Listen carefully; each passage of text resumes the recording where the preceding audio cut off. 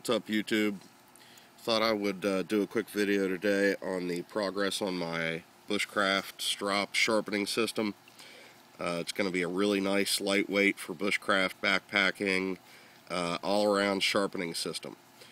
This should be able to take care of basically any and all sharpening needs, including axes and machetes. I'm going to use these sandpapers here. Sorry about the camera. 3M. I have 800 grit, and then I got an assorted pack. Fine, medium, coarse. It's got the grits on here somewhere. But you can use whatever. The 3M Auto stuff is really high quality. It's not going to tear up as easily. And basically you're going to cut strips of that like I have here, and when I roll that up it fits in the strop. So really you could have 4, but the smallest hole I have here I'm going to use for compound. I'm going to put compound probably in half of that, and then in the other half, possibly, you guys let me know what you think, 4 little tacks or pins that you would use on a bulletin board. And I'm thinking about those for the sandpaper. If not, I did try a bungee around the side, and I've even got little grooves here for the bungee to ride in, going around. Kind of hard to see because of the finish, but that way the bungee was going to ride around the side and hold the sandpaper. But as soon as I tried that the first time, it kind of ripped a little bit on some of the sandpaper. I could use a slightly larger bungee, but on the small bungees that I have, it's just a touch too big. And I did want to have a handle.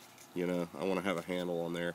You don't really need it, because if you make it square, you can hold it, you know, with your finger safely out of the way. But I've also put little grooves going through the holes so that I can get in there with my thumb and push the sandpaper through. My thumbnail fits right in every hole,